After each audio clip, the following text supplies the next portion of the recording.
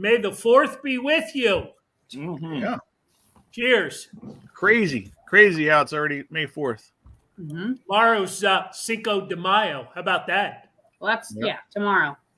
Yeah, I like that much better. I can get into that one. There you go. There you go. Just looking for some, some conversation. That's all. Absolutely. Hey, real quick, before we dig in and the night gets away from me, I want to give a special shout out to a Jim Wright. Jim is a, customer. He comes out to all of our live shows. He had a procedure done yesterday. We just need to give him a shout out, send some thoughts and prayers his way. And gets the results back, I believe, sometime this week. So good guy. He sent me a picture this morning. It was a little too late for me to post, but he was laying in his hospital bed with his This Fan's View T-shirt on. So he was repping in Delaware County Hospital for us. So, Jim, Get better soon. yeah, absolutely. But another shout out to our presenting sponsor, City Distilling. 2nd anniversary this month of May, and they've got a lot going on. So, we'll drink with them. We'll drink to them. Johnny, I'll have yours because I know you're all over the Sprite. Before Lauren and Anthony claim him. Yep, that's true. 100%. But so May 4th already. We're home before we hit the road again. Big show next week.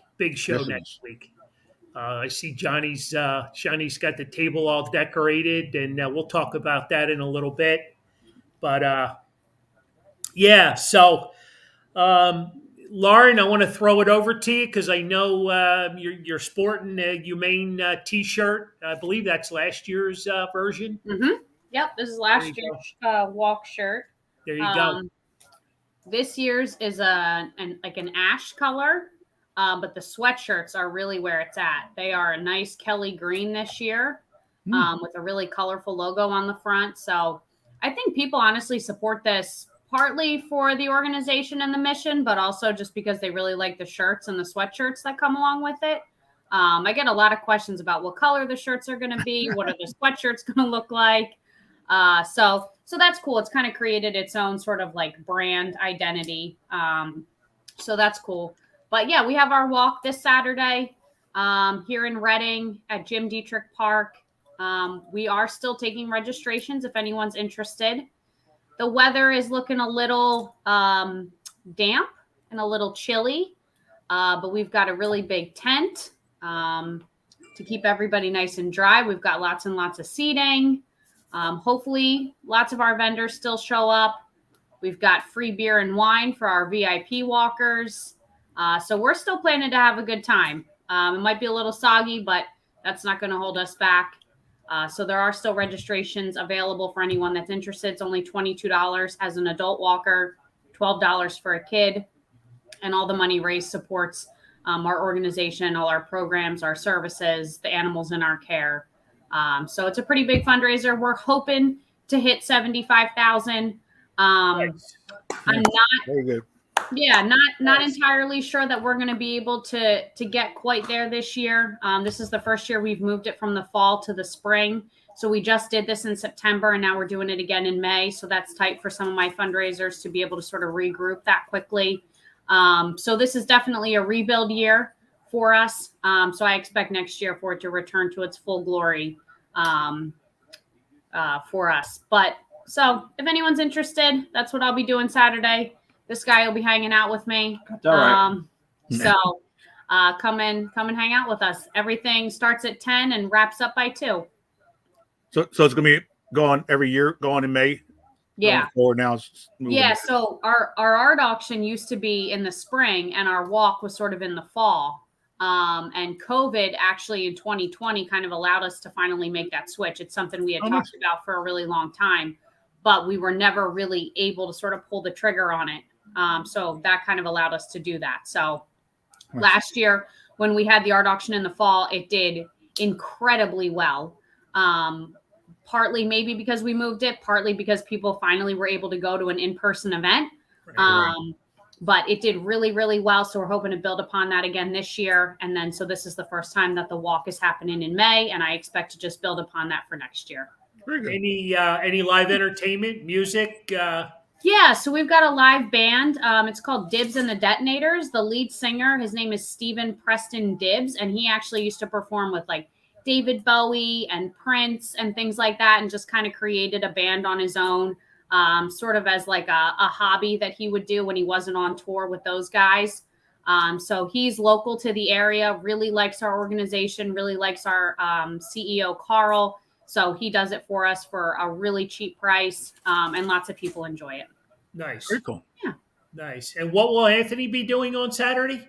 Whatever I tell him. Mm-hmm. Okay. Yep. You heard that, right? Yep, I sure did. It's now locked in. So Yep. you're not hiding. Nope. That's a fun one too. It's nice to switch it actually to the spring, because there are so many darn walks in the fall too. It's like a little bit less of I feel like a little bit less of a sort of competition thing. Well, if the weather was going to be better on Saturday, the idea was after sort of that long, cold winter, you're looking for stuff to do outside to bring your dog to. I realize the weather is not really going to cooperate super well for that, but, it'll be a fun time. Well, I'll put a good word in for Mother Nature. Thank you. We'll try to get that figured out. My mother's been working on that as well. There's a lady in every window. I think there's probably only one lady that I remember, but yeah, she's got a lot of work to do. Oh yeah, That'll be fun. Who cares? Get a little damp. What's the big deal? Yeah. Will those hoodies be available on Saturday? So the hoodies are available for anyone who fundraises $250 or more. So if you committed to that or you did that, you're able to get a sweatshirt. We do sell extras after the event, but it's a few weeks after that we put those up for sale, just to make sure everybody who was due one gets their sweatshirt. So yeah, I would imagine they'll eventually go on sale. But if you want to guarantee yourself one right now, just fundraise $250. Gotcha. very nice. All right. Very nice. Very cool. Anthony, what do you haven't been on for a couple of weeks. What do you got going on? Well, we don't have games until next week, Tuesday through Sunday. This week, there's a bunch of high school games at the stadium. I think they're streaming them on our website and YouTube. I want to say tonight was Methacton versus someone. So a bunch of games throughout the week, and then maybe one, I think, on the weekend. And then we're home Tuesday through Sunday next week. Tuesday's the morning game, which is fun. It's an 11 a.m. game. The gates open at 9. There's a beer fest. There's a senior stroll of the warning track. It's a lot of fun. Pre- and post-game bands. That'll be our first post-game concert of the year. Wednesday and Thursday are some of those unused ticket games. If you have any old tickets from years past that you can use on Wednesday or Thursday. And then Friday, Saturday are fireworks. And then Sunday is belated Mother's Day with a number one mom t-shirt and a Peppa Pig appearance. So pretty nice homestand starting on Tuesday. Sounds like it. Mother's Day every day, isn't it? Yes, absolutely. Nothing like putting you on the spot, right? Mm-hmm. All right. So we covered a little bit of business, and Lauren, best of luck on Saturday. And if we have any extra time at the back end, we can revisit this for sure, just to go over some details. But I think we got some anxious Phillies fans that want to talk Phillies and how well they've jumped out of the gate, and they're doing so well that I'm just I'm gonna drink to them again. I'm still going to use red Cello cups in honor of how well the Phillies are playing. Are you drinking to them or because of them? Both. Both. I just feel like it's the same story every year. It's Groundhog's Day. I'm baffled. I'm just baffled. I know Brian Brown jumped right out of the chute with Bohm leading off. Yep. If he was a 300 hitter, a career 300 hitter, that had a little bit of power, I guess I'd be okay with it. But John, what are your thoughts? Well, I mean, they're trying to shake things up. Obviously, the leadoff spot right now for the year is batting 150 with a 211 on base percentage. So that's not going to cut it. So if Bohm batting 322 can sustain that and maybe get something going there, he's not going to be hitting for power. We could see. So that big body might be wasted as a leadoff hitter, but if he's going to get on base, let's. He did jerk one the other night. I mean, he'll run into it. Yeah, yeah, he'll run into a few. But yeah, I mean, you use him there if we have to. I mean, he's he can run a little bit. He's not your ideal leadoff hitter though. For. I don't want to steal all of Brian Brown's thunder, but is Joe Girardi panicking? I mean, is he in panic mode with these lineups, or is this more desperation? It's too early. Yeah, it's baseball's so damn long. He's not panicking. By the way, I don't think Joe's going to panic out throughout the year because even if, God forbid, it doesn't end how they want it, Joe will be on MLB TV and sitting pretty. So I don't know that he's panicking. Obviously, I think he wants to do well so that they have a way better lineup than they have in the past. But yeah, I mean, if we're maybe a month from now, if they're in the same situation, I would start to get a little concerned. But they still have this month to kind of figure it out. So we've got Nbc Sports Philadelphia on right now, and I don't know if you saw this already, but they had Charlie Manuel back behind the cage today during batting practice. It's hitting season. Yep, hitting season. So long, Kevin Long. That was Sandy Bennett. No pun intended. Yeah. No, I think, Long's, I mean, he's got Bohm turned around a little bit, hitting, back more for average at least. I still think everything's going to be fine. It's a 24 game stretch right at the moment. The weather hasn't been ideal for the guys hitting. Most of them are slow starters to begin with. So, it's too early, too early for worrying about that. I'm taking notes. Yeah. I mean, would we like to be, 13 and 11 instead of 11 and 13? Sure. A little bit higher, but, it's as bad as it is. They're still right there at 500. Yeah, that's still a good spot to be in. I mean, it's not like they fell like 10 games under. That's hard to get out of. So they could. You would imagine with the lineup that they have, they're going to hit at some point. I'd be more concerned with the pitching as we get a little further into it. So I think they're going to turn the bats around. I would hope. But the pitching down the stretch, that's what I'm a little bit more worried about. I agree. Yeah. I'm overly concerned right now with the injury status to one Bryce Harper. Yeah. That concerns me a lot that he's not out playing in the field, and I just don't think his swing is there. I don't understand how he's injured enough to not play right field, but he's not injured enough to hit. That seems like it would continue to do damage to whatever area is injured. It's a great point.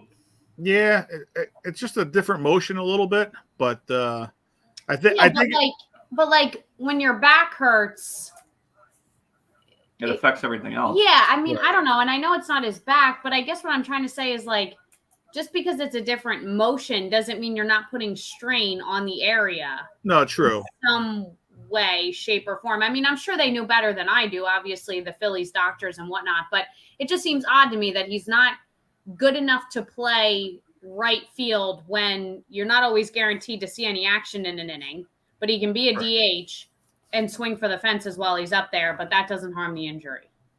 No, true. I think the one spot you'll have to worry about when he's batting is like a check swing or something like that. That may cause some problems. But I mean, what if he gets whacked in that elbow? Right? Is it his elbow? Right. Yeah, it's his right elbow that he threw. Right, and does he bat left-handed? He is. Yeah, so his right elbow is out. So it's out. I mean, it's exposed. So what happens if a guy throws, accidentally? Right. And now it's 20 times worse. Oh yeah, I mean it could. I think though, we were talking about it today at the shop here. That it's a little. Bryce is looking at what's behind them to replace them, and sees that 50% of what he can do is still better than what's coming behind him to replace his bat. Well, he made a swing last night or whenever, last couple of days, and I just happened to look right when he was about to swing. The ball was on the ground, and he swung as if he was trying to hit a home run. It looked like a golf ball. He was trying to tee off on it. I mean, I know he's one of those guys where you strike out and hit a home run sort of a thing, but it's just like, in situations like that, just lay off the ball. I mean, he was trying to whack it out of there and try to put all the pressure on his shoulder as like a leader, but sometimes you can't do that. And I think that's why they're, either striking out a lot or, hitting a home run, one or the other, because he's just trying to do too much. Right. No, exactly. And that's, other thing we were talking about. I mean, it's like they're doing good things as far as getting on base. They just can't get that hit when those guys are on base to drive them in, because they're leaving. They're probably leading the league in runners left on base. For this year. So I mean, it's a positive and a negative situation. that at least they're getting the guys on base, and it's just a matter of getting those timely hits, and things will come around. But I think they said 7 of the games they've scored, they scored like 60 of their runs in 7 of the games that they played so far this year. So it's going to be interesting. We'll see. I just like the way the pitching's been holding up so far, for the most part. Yeah, it's been the exact opposite of what I thought it was going to be. But once those bats get going, you just got to make sure that it doesn't go the other way where the pitching's not good and the hitting's there, because then you get outscored every night. So I don't know. It's still really, really early, and it gives them. You have the rest of this month to kind of figure it out. You see a lot of teams after the All-Star break go on a run, so. They just got to hang in there for now. Well, that's the rest of this month is 28 games, and the teams that they're playing are win percentage is 70%. So it's going to be a tough stretch over that 28 games that we have, for the month of May here. So here's an interesting comment that just popped up. This team is playing without emotion. It starts from the manager. Again, John, we talked about this today. We did. We talked about this when your manager doesn't show any emotion, when your manager, I'm not jumping on the fire Joe bandwagon. Right. By no means. He's a baseball guy. He brought a lot of his Yankee buddies to over to coach. They're doing some good things, but you think a Joe Girardi outburst, lose it out there on the field, some way, shape, or form. I mean, that's old baseball, right? Fire up the troops. I think that's like, as a fan, I think that's an easy thing to go to say that. You know what I mean? That's not going to really change how they're playing. I mean, they're all grown men. They should have that drive in them already. By yelling at them once for a sound clip on television for us, that's not going to change the day-to-day thing. They should come there. I mean, they're getting paid a lot of money. They're big boys. They should be able to figure that out themselves. I mean, if that's not his character, that's not, he's not going to change and all of a sudden be like that. Right. I'm thinking, growing up in New York, you had Joe Torre, and I never saw him yell at anyone ever. Now obviously they had, very stacked teams during those years, and it's sort of a different situation, but that just wasn't his character. Would that get some guys motivated? Maybe, but there are a lot of guys there's a lot of guys on this team that played for a long time, and you would think that they wouldn't need that. They should be able to do that on their own. That, and I think that would be more a sense of desperation for him to overreact like that, like you said, Anthony, out of character for him. I know that's what as a fan, I'm not saying anything. As a fan, you want that, right? You want, if you see a guy sitting there, it looks like he's not doing anything. He's just got a different way of reacting. Whereas, as a fan, if you see someone screaming, you think, well, listen, at least he cares. Well, it doesn't mean he doesn't care because he's not screaming. Right. He just has a different way of going about his business. I mean, and by the way, he might do that stuff internally that we don't know about too. So, I don't know. I mean, yeah, I'm sure the fan base will get fired up, but it's all going to come down to wins and losses. And if they're still losing as he's yelling, it's not a great look either. Right. Well, I just saw a side of Joe a year ago when he got into it with Max Scherzer. You know, Yeah. you know what I mean. So I've seen a salty side of Joe. You know, and he certainly has had you know, his opportunities to you know, I'm not going to say, you know, talk down on his players because that's never going to happen. But you know, Right. you look at last night, you know, with Bowman, the errors, and you know, here he is. He gets rewarded tonight. He gets put at the top of the lineup. You know, so I mean, you know, what we're talking about is the farthest thing from getting out there and getting after it. Yeah. But you know, protecting his players and always going to bat for them. I mean, that's the Joe side. Um, you know, I don't know, Jack. I don't know that Yeah. he hates this place. I doubt that very much. I think every player and manager loves Philadelphia. There's nothing to hate. Right. And I think that's blown way out of proportion. And that's later on in the show anyway. We've got a great segment coming up on that. So, but Well, I think it's early in the season. I think fans are just frustrated. But let's give another month before we Right. fire him. We'll give the guy a chance here. I mean, geez. Yeah. you look behind home plate into the Diamond Club, and those are all corporate seats, right? That's all paid for. Mhm. They can't even fill that section.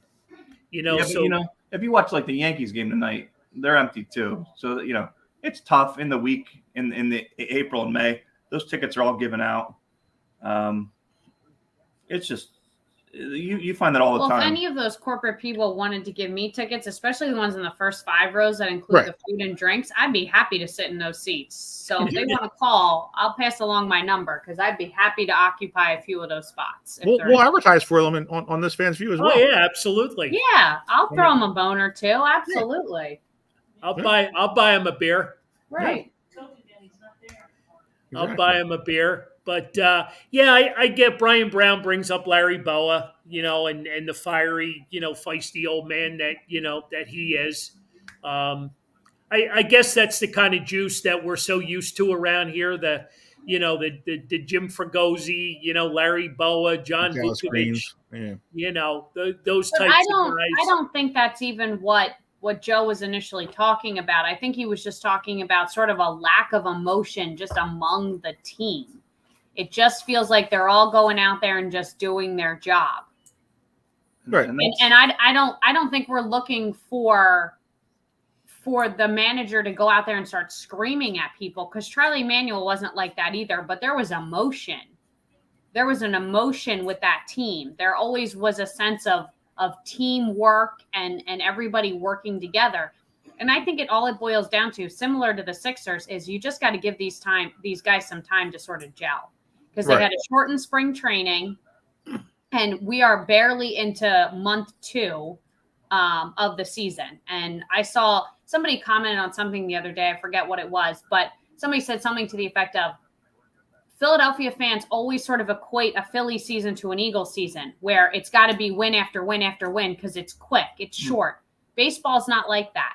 Right. You have a long time, and even though you are concerned right now, it shouldn't be overly concerned. Give it time to develop. Give these guys time to play together, to figure it out. For Joe to figure it out, he's never managed most of these guys before, so I think it'll develop over time. We just need to be a little bit more patient, which I know we don't have. Philadelphia fans have no patience whatsoever. But I think this is one of those instances where that's got to happen. Well, and Joe also, I feel like, is a tough place from the start, right? So you come in from New York, you're this manager that you won the championship with the Yankees as a player.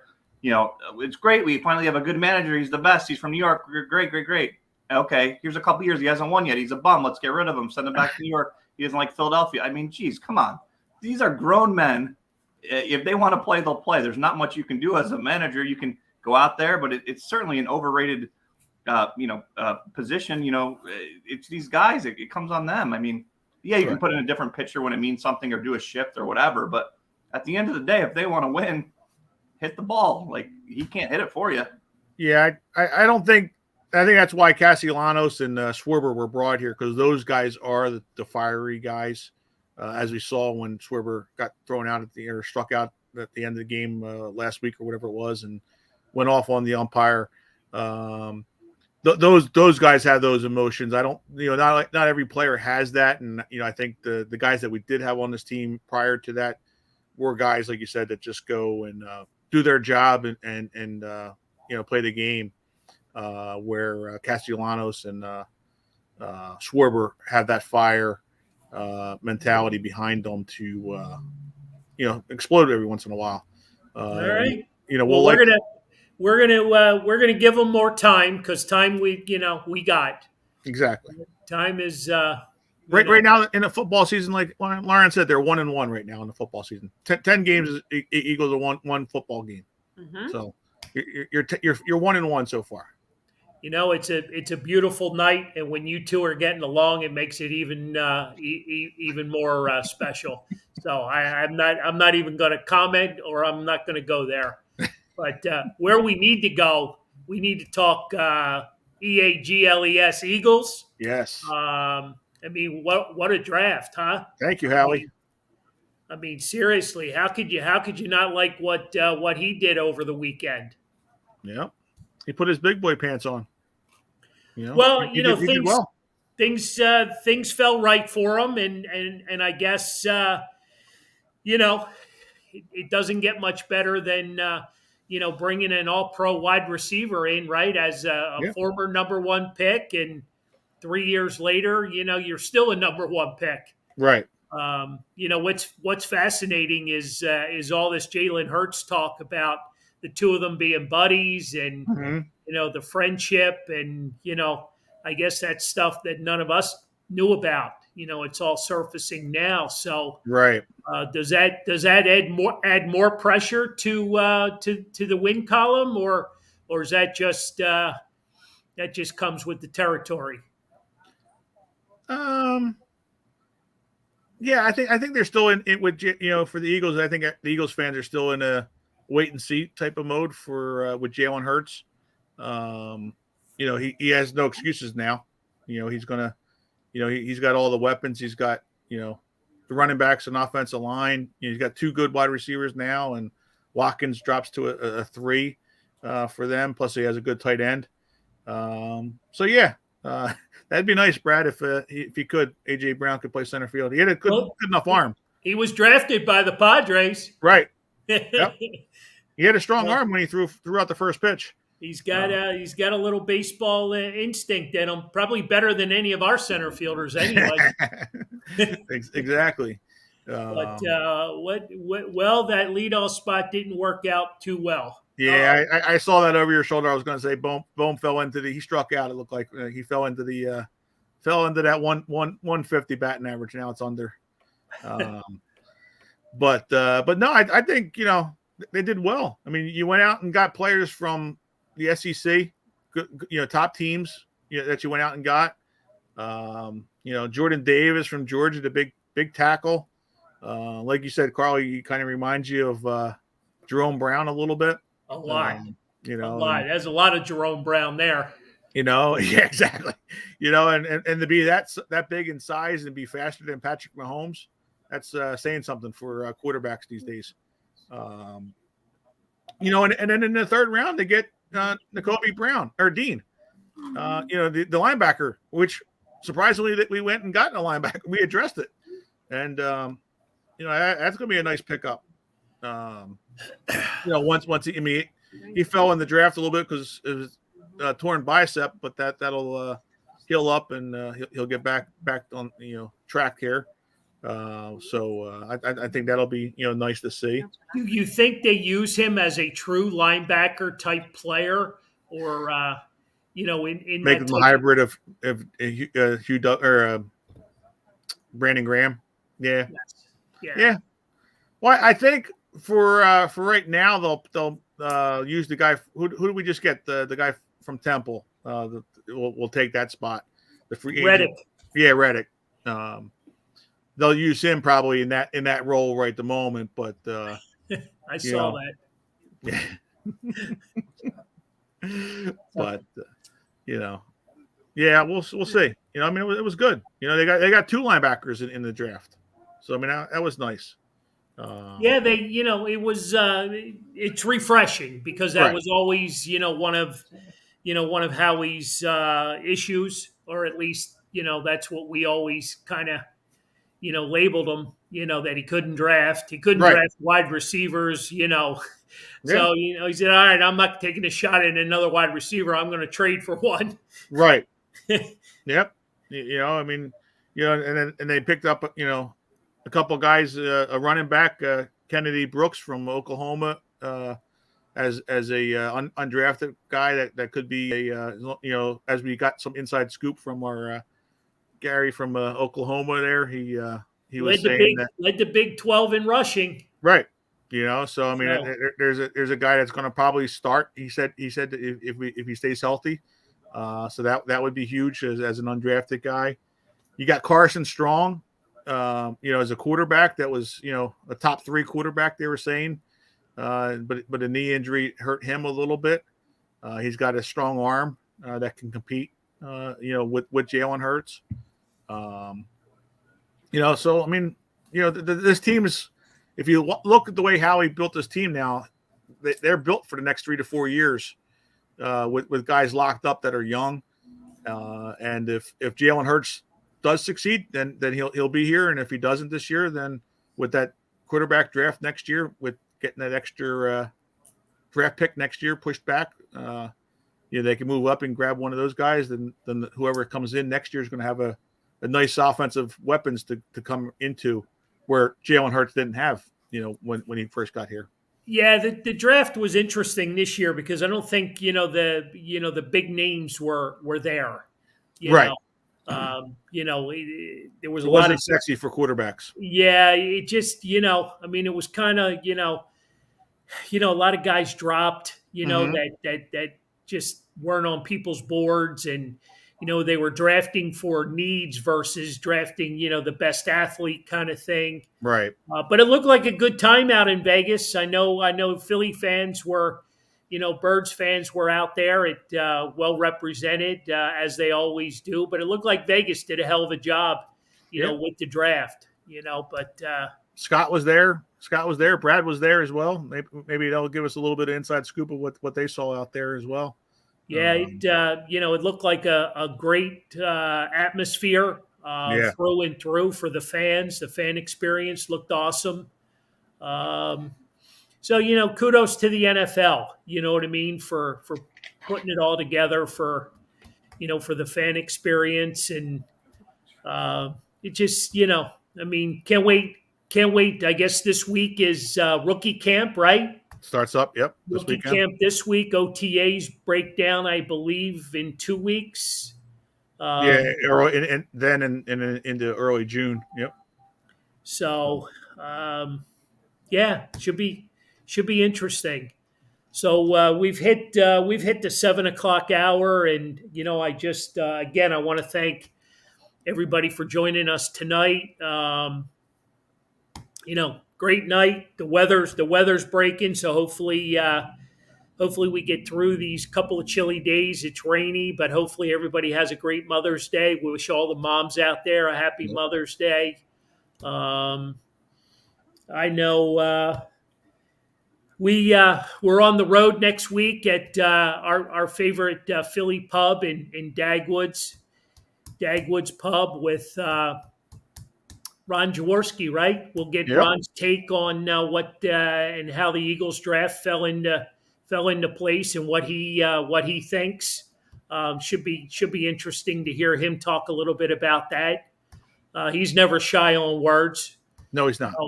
No, he's not. That'll be very, very interesting. I'm looking forward to that a lot. Mm-hmm. John, your boy just struck out. She's giving you a play-by-play of all the important stuff. Yeah, I can see it over your left shoulder, but but no. So, Brad, what's Brad saying? Most crowded I've ever seen Vegas. Every team was well represented with fans, lots of stuff going on all the time. It looked crowded. Oh yeah. It looked crowded. So, kudos to everybody who got the opportunity to go out and enjoy themselves for a nice long weekend. Never been. It's on my bucket list one of these days. I think you got to fly there. Yeah, you do. Yeah, you do. Right. I mean, you could drive, but that'd take a while. Yeah, flying's okay. Is it Flying's all right. Flying's okay. I've weathered a lot of things recently, so I think I can get my fat ass back on an airplane. Wow. His big boy pants are back on. So, yep. Jack, I took the train there. Okay, well, there you go. There's another option. Mm-hmm. But moving right along. We could talk a little bit about the Flyers, but that's not going to take up a whole lot of time because they fired another coach. We knew that was coming. I'm curious to see. I know I've been talking to Jack a lot the past couple of days, and he's kind of set the tone for some things that could fall into place. But I guess we got to wait and see what Dave Scott does. He's running the show, and what he decides to do with the general manager. I would think the GM wants to pick his coach. So if there's going to be a change in the GM status, you would think that's going to come sooner rather than later, wouldn't you? You would think, and the obvious choice right there is Danny Briere. It opens up the spot now for him with Chuck Fletcher moving up. Right. So I think that'll, be the obvious choice. I mean, you blocked them from going to Toronto was earlier. Montreal to the Canadians. Yep. Right. So, it's just, it's one of those things you got to make that move and, let's roll with it and let's go, and. Yeah, it's going to be curious. I know Jack is hell bent on moving a bunch of contracts. Right. Easier said than done sometimes. Yeah. I'd like to move some too, but you're gonna eat them at some point. It's going to cost you something. You just can't cut the player and dissolve the the contract. So, but. Some great playoff hockey going on right now. I mean, I'm half-hearted, interested in it. It's there, but there's some really good games. Well, the only disappointing part of watching them is it just shows how far away the Flyers actually are. Yeah. You look around the playoffs and you see all these ex-Flyers on multiple teams, and it's really you want to take a shot to the gut. Right. You got 4 of them playing for the Florida Panthers. Yep. And you just look around the league. I mean, it's we didn't need Wayne Simmons anymore, and he's just tearing it up in Toronto. Yeah. Taking care of business up there, and 27 ex-Flyers. Yeah. See, I mean, that's in the playoffs. That's crazy. That's a team, right? Oh yeah, that's a damn good team, right? Yeah. Yeah. Do you think Lappy gets a chance at head coach, or is that too early still? I mean, that's too early. It's a good name, but I mean, I wish he had a year or two under his belt. Right. Year or two of experience. You never know, though. You never knew it. If Danny gets the GM job, I mean, he could follow him here. Right. Jack doesn't seem into that pick. God, I hope not. I mean, it's. I don't know what's the big name they're throwing around now. I mean, you'd get that emotion. Oh, you wouldn't be without emotion, that's for sure. Maybe he knows a tour thing about baseball. What's the name that I keep stumbling over? John Tortorella. You know what I mean? I don't know. I just. Are you going to recycle another name or right. give another guy a shot and who's played here? Tocchet would be nice as well if you're not going to get Lappy, but Tockett's got what he's on TV, like you're saying, for Girardi to pull him out way from TV. I think might be a little hard. Knowing that you're going to have a few years to rebuild here, which might, Lauren, lead to being your guy, Lappy, being a good guy to do that, get his feet wet, knowing that, hey, it's not going to be the best situation, but it takes the pressure off of him.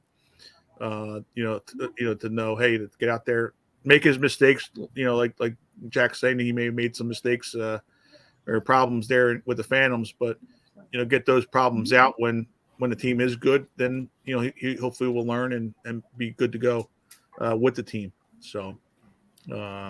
Yeah, it's going to be interesting. Really is. I'm curious to see how this all plays out. I think there's got to be some moves at the top first.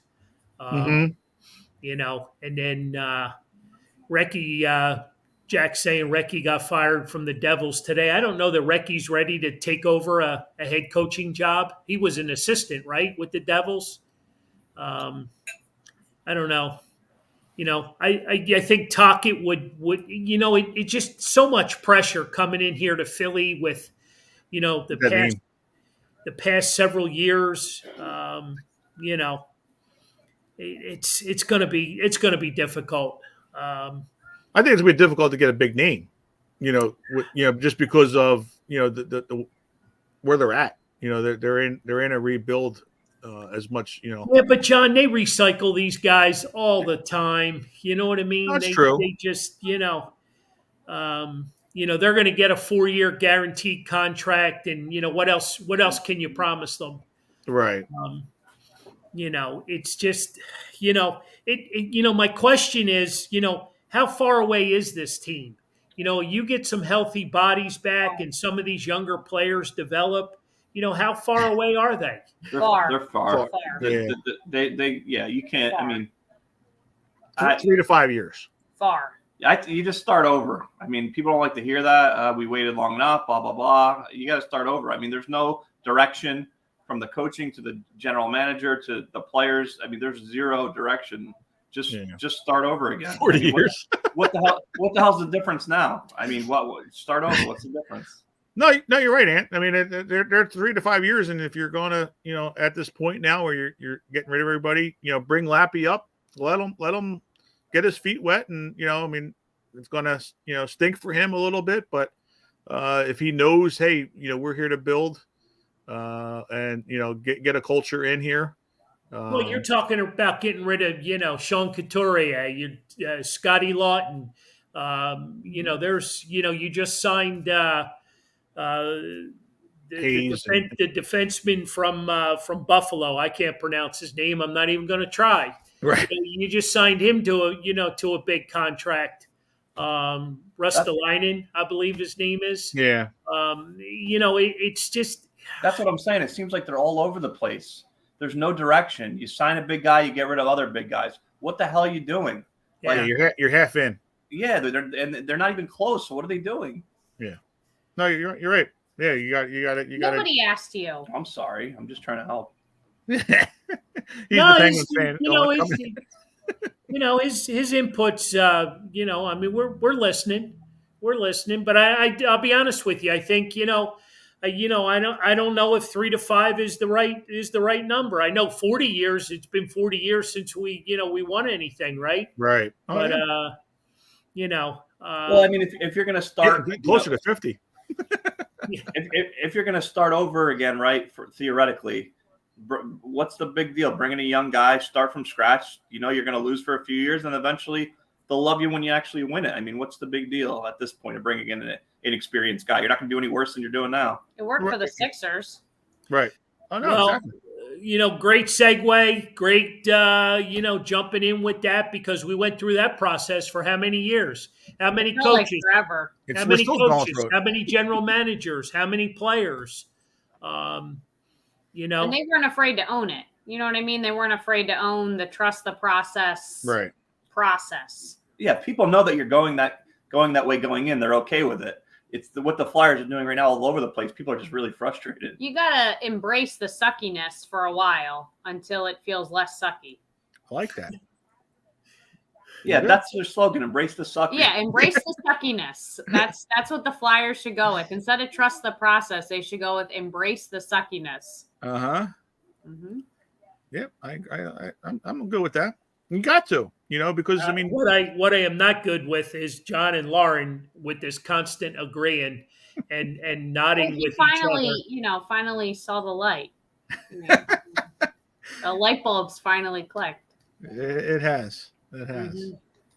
Also, I see Miss Sue over there making a lot of comments. Yeah. A lot of comments. She's about 2 seconds away from her own show at this point because she's got a lot of comments tonight. She's got her own T-shirts. She went out and branded herself. Mm-hmm. Even though there might be a copyright issue there. Where do you start?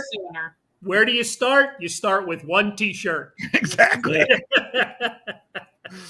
Yeah. Yeah, we got a couple of. But she started with 2 though. She's got a couple of fans. Well, yeah, they got to decide, what direction they're going. She's got a couple of fans, so I know one. I know one's listening in, but I don't know about the other guy. He plays both sides. Yeah, he does. He does. So he's a silent playing both sides guy. Yeah, you gotta watch. You gotta watch him. You gotta watch him. But yeah, she's. I got a reliable source. I mean, everyone is a fan of Sue. Absolutely. Of course. Of course. That's why we're talking about her. We're wasting time, on this damn show. Sixer talk. Come on. Yes. We're getting ready for game 2. Game 2. Everybody's screaming for Harden to have the game of his life. I'll throw this question out there and you guys can pick it apart. Does Harden have that game in him anymore? Has he lost a step? No. He doesn't. He doesn't have that game in him anymore. Oh, wait, hold on. I mean, okay. First off, it happens every time the Sixers play. You lose one game and people make it like it's the end of the world. Right. Yes. Now, is this like a must-win game? Theoretically, it'd be better to have 1-1 than not down 0-2. Theoretically, it is. No. If they go down 2-0 tonight, it's not ideal, but they're not out. They're not out. Okay. All right. They're not out. Yeah, I'm with you, Anthony. I'm with you. Yeah, obviously you want him to win, but James Harden has showed in the past when people thought he was out and he comes through and gets big shots and stuff like that. This is the same team that was up 3-0 on Toronto and almost let them win the series, folks. Okay, let's not forget about that. They're down one game. What I'm saying is if they lose again tonight, do you understand how hard it will be to win 4 games? Miami's not that good. They're not that great. It doesn't matter that they're not that good or that they're not that great. The Sixers in that Toronto series weren't that good, weren't that great either. If they come out and bring the energy that they did in that last game and they're win by 30 points, everyone will, chill out. And you know what I mean? I'm not even on the crazy psycho bandwagon. I'm on the realistic, what I watch bandwagon. And no, James Harden does not have that game in him anymore. He is past all of that. What he does on the court is makes everyone else better. He can still make his shot. He's going to be a little slower because he's older. Right. But the other guys got to hit those shots. Those guys hit those shots the other games. Niang he missed all those shots. Danny Green missed all those shots. He's getting the ball to those guys. He's always going to be a little slower, but he'll still make his shots. And I have nothing against James Harden. I don't think he's a waste. I think he's doing exactly what they hoped he would here in Philadelphia. I think everybody else thought he was going to come here and be some crazy superstar. Right. And those years are gone now. That time is over. He's a very good player. He is a setup guy. He is drawing attention away from Embiid. He does exactly what he's supposed to do when he's out there, as far as I'm concerned. Yeah, but the double team, with Embiid being out, the double team has now shifted over to him, which is fine as long as the other guys who are open now are making those shots. Danny Green has been incredible. People made fun of him for being old and slow and past his prime. He's been probably the most consistent guy in the playoffs so far for them. Well, him and Harris. Yeah. Well, Harris stepped up, and then that last game, I mean, everybody struggled with their shots. So, all those guys that made them the game before struggled this game. It was just a poor shot selection in general from the whole team the last game. But I do think if they lose tonight, it's going to be damn near impossible to come back and win 4 games. Well, I don't see it here's a little positive for you, Lauren. There was this analytic department thing that there's a little thing that they came out with. The Sixers, with their shots that they had that they missed, but with the way the game was played, they should have won that game. Just making their shots, like Anthony was saying, we couldn't throw the ball in the ocean. So that's without Embiid. You bring Embiid back into it. That game's not even close. Like I don't, winning the 4 out of 5, even if they lose, and then having, or winning 4 out of 5 when Embiid comes back, I don't think that would be a problem. But you have to also realize what we're dealing with now is you're not dealing with the same Embiid. You're not dealing with the same Embiid that's going to go down under the basket every single time they have the ball because he's already injured and he can't risk getting injured even further than he already has. So that's going to severely impact his game. He's not going to be able to be as aggressive and hit the floor every time and take those fouls to the face and the upper body because his body can't take it. He's not going to be able to do that stuff anymore. And so the idea that these guys are all going to have to figure out how to play without him at his elite level, that concerns me. All they got to do is make their shots, and they'll be fine. Like you said, how's your analytic department? Mine read 6 for 34. Exactly. Well, that's what I'm saying. You make those shots. They were 17%. They were shooting 35 to 40% during the playoffs. So you get that percentage up like that, they win that game. As bad as that game was, they win that game. Just like we talk about all the other sports, right? Yes. Okay, it's bad. They lost, right?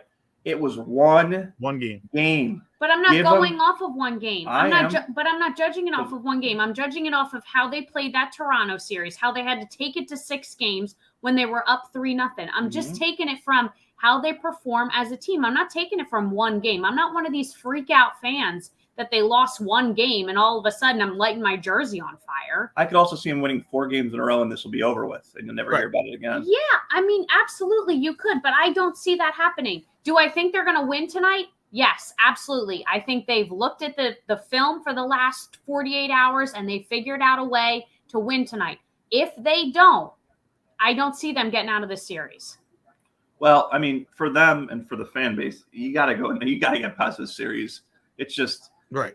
You're tired of seeing them going out this soon with a team that's got that much potential. My biggest concern is they don't get out of this series, and now what happens to Embiid? Because now he can't be your elite man long term. He doesn't hold up. His body just physically doesn't hold up. Well, he just needs to know when to hit the floor, when it not hits the floor. Right. I don't know if that's more games off that he doesn't play, less time. Maybe he doesn't play part of the beginning of the season, but this is when you need him. And and his body just physically can't handle it. So I don't know if that means changing his game because forcing those foul shots. I mean, I know it's great that he gets to shoot all those foul shots, but that means he's taken elbows and feet and heads left and right. And that kills your body, especially for a guy like him. He's gigantic. Well, I think as he matures, he has to know when he can hit the floor and not hit the floor. He cannot hit the floor as much as he does. He can't. Absolutely. But he also can't be out on the 3-point line because that drives me crazy. He doesn't belong out there. He's too big for that. No, I agree. But like I said, I think you're going to see a totally different game once he's back. Even at what he is right now, even not at 100%. No doubt about that. No doubt. But the problem is the other guys on the team sort of expect him to carry them a little bit, and he's not going to be able to do that anymore. Well, yeah, I think that's where the Tobias Harris conversation has to play more into this, where he needs to be more, of the set offense, not the broken play offense. Mm-hmm. You know what I mean? Because he's shown that he can hit threes. But Brad brings up a good point about the Heat. I mean, they had a pretty good year. Jimmy Butler was hurt a lot of the year. Yep. He's pretty banged up, and they're doing this without their best player, right?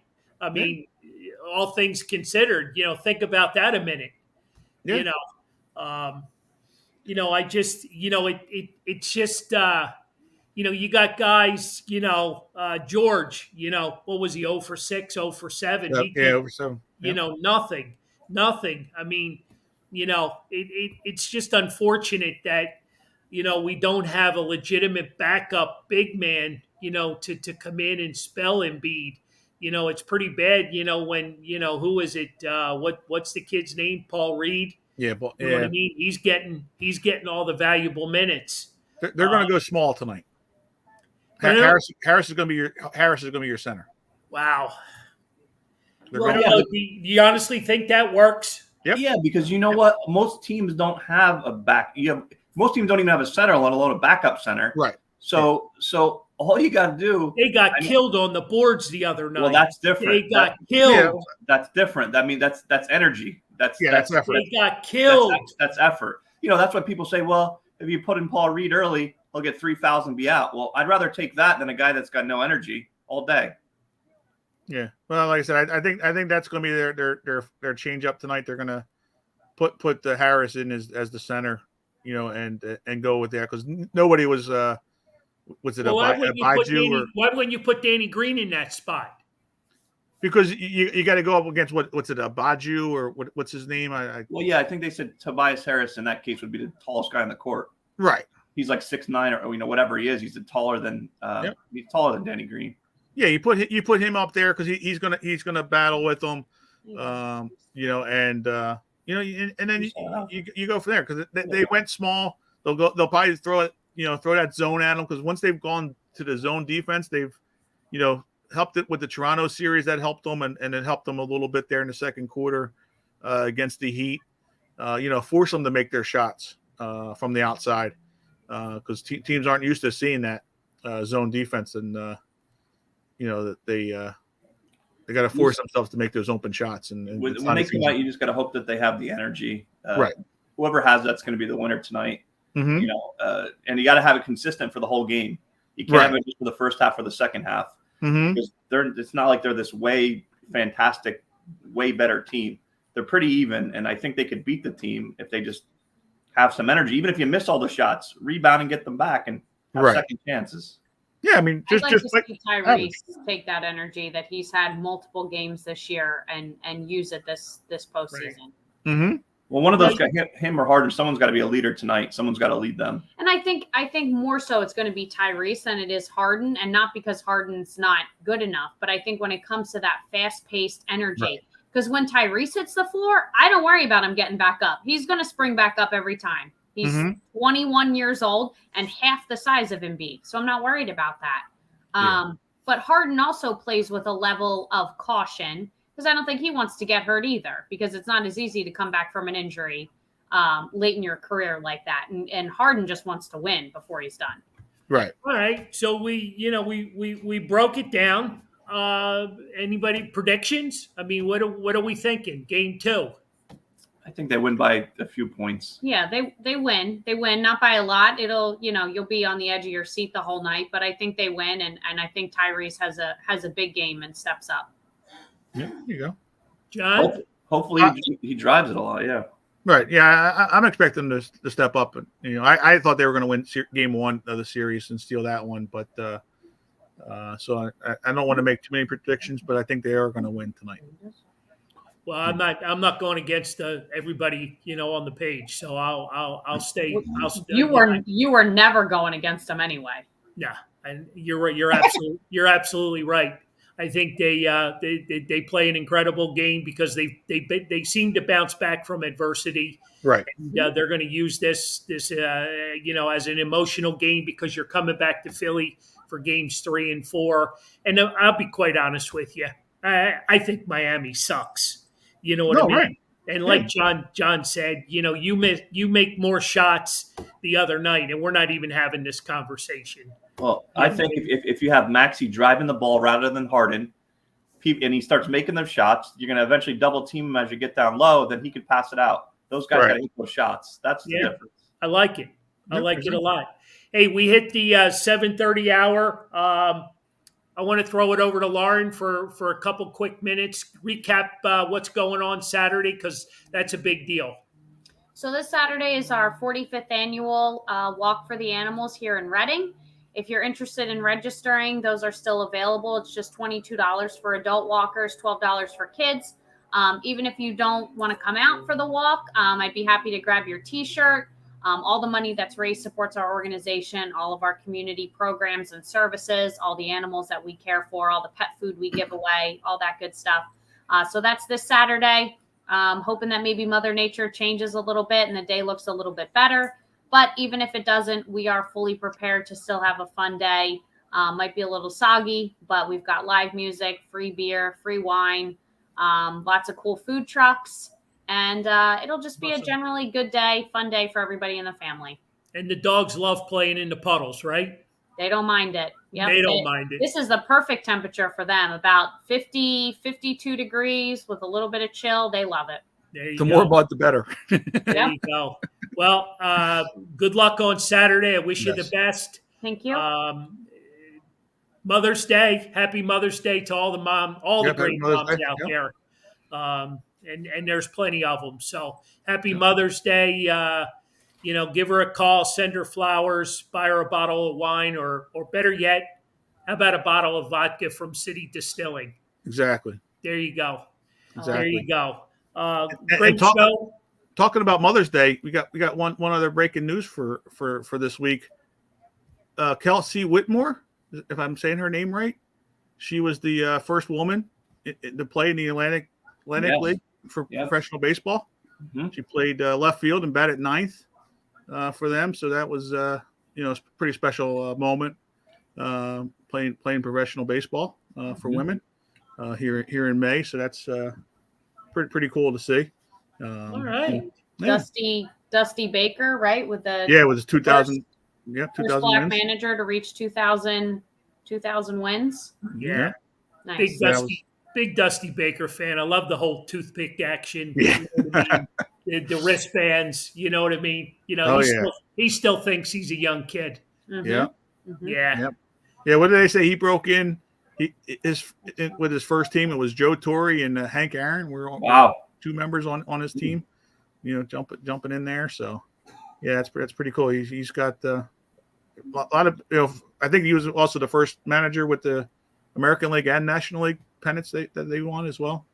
Very cool. So with 2,000 wins. So yeah, that's big. Is the Ferry Hawks in with your league? Is that no? You're not the Atlantic League. No, right? The Ferry Hawks are. I thought you said furry. No, the Ferry Hawks. They play.